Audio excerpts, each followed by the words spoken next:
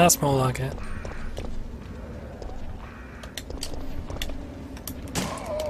Steve, is that you? You've got a lot less flesh on your head now.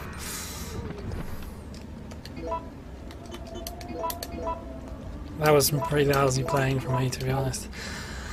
But yeah, what I was going to say is,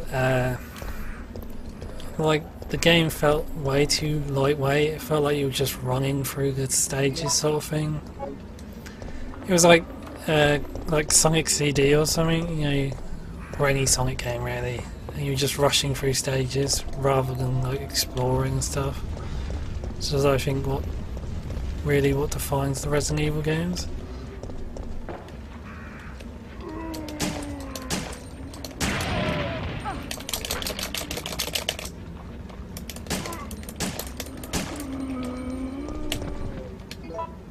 God damn it.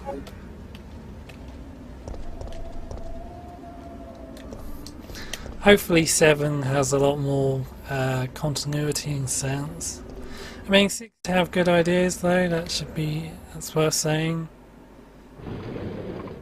Well, again, I guess. I really like the Javos that like parachuted in, that was a good idea, and the sort of, to me at least, it had like a World War II sort of war feel, you know, like a big bridge. It just never really played to any of that sense of scale. You basically just ran through the levels, like I said.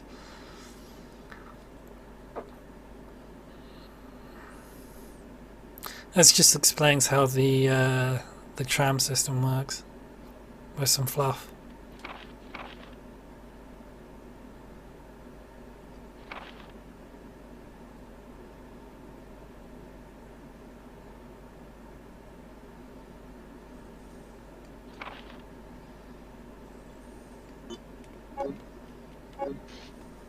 And a guy more obsessed with trams than... Oh. You're one of the survivors from the rescue team, right? Trams than people. I just ran into your teammate, Carlos. How did a girl like you manage to survive? With your wimpy I'm no arms. ordinary civvy. I'm a member of STARS. Stars? You mean the RPD Special Force Team? Hey, is someone wounded back there?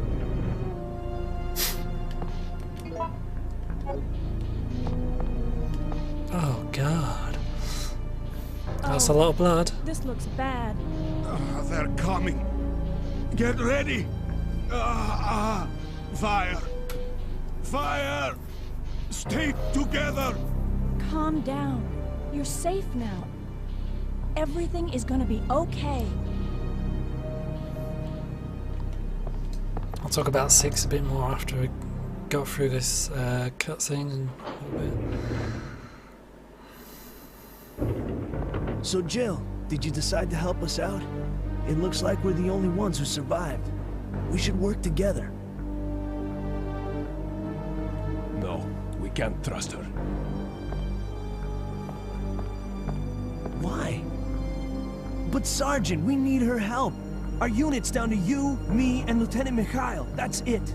And Mikhail's hurt bad. If we don't cooperate, we won't be walking away from this mission.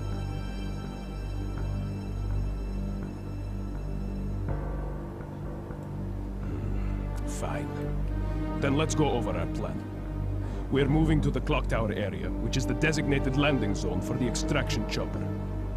Once we get there and give the signal, the chopper will fly in and pull us out. That's a lot of ground to cover. I don't think we can make it on foot. The main problem we have is that the landing zone is cut off from here by the fire. So we have no choice but to use this cable car to navigate through it. Fortunately, we can also use it as a moving shield to get us through the worst areas. That works for me. Good plan, sir. Okay, people, let's get moving. Jill, put this on.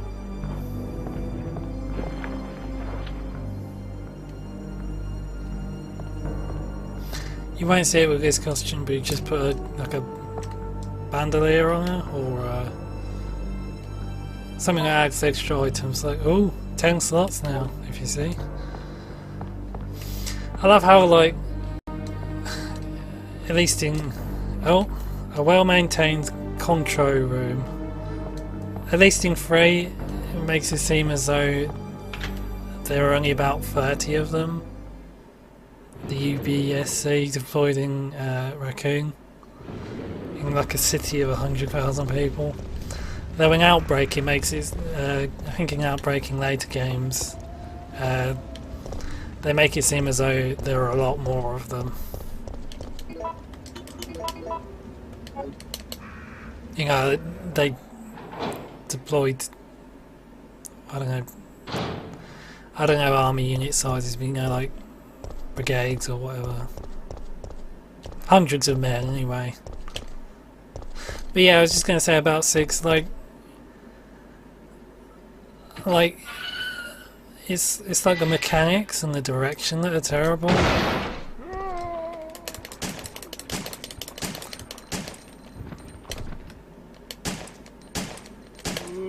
But it's like the mechanics and the direction is terrible, but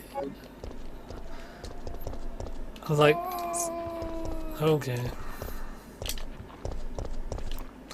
But the graphics are really nice, and obviously somebody spent a lot of time on the art direction, and you know, visually it does look nice. Like before I got the game, and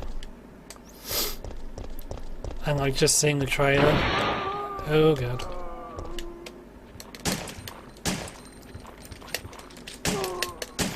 I did think it was going to be a good game because it looked lovely. I didn't think a huge company like Capcom could make that bad of a game. You know, it just defied reason. And a lot of the monster designs are interesting. It's just none of them are used particularly well. I mean, even though I didn't like 5 all that much, it was, and the direction felt a bit lackluster really. It was a well-made game, well put together. I think that's probably the series' fault at this point. Just that it doesn't have much direction, and nobody knows where to take it because they want it to be successful, but at the same time they have all these different influences they still want to reference. Like all the old parts that make up Resident Evil, but also all the new ones.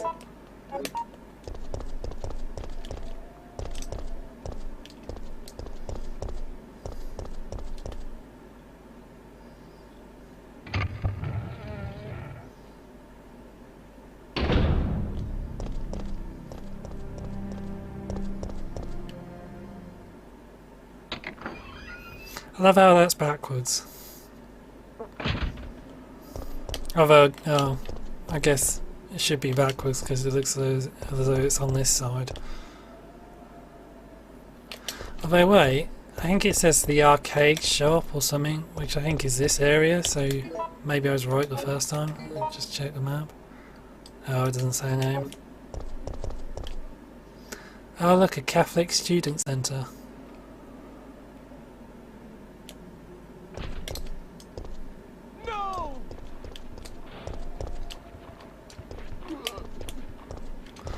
I do love all the little things they added to this game, like there are parts where you'll hear random screams like just then. And I remember playing a game the first time and rushing after them to try and find these people. And they all just end up dying horribly if you do find any of them.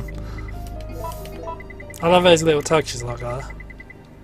I know I've already talked a lot about all the little things it does.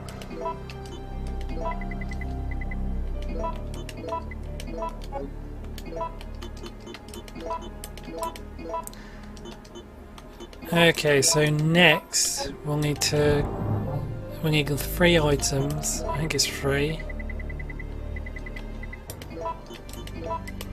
If we look on the map. Basically what we have to do is go to the gas station, collect some sort of oil there, machine oil I think. We need to go to the subway, electrical substation, not subway station, substation, collect a fuse, I think, from there. The cords, the power cords are picked up. Those are another part. And if we can, oh, one button. I guess uptown. Yeah, and then we go all the way back. If you look, I don't know if I can, yeah, I can zoom in. Back to here. Use the hose pipe, douse the fire there, and get some more oil from the sales office. And obviously not run into Nemesis ever again. He's gone for the rest of the game. That goddamn vampire.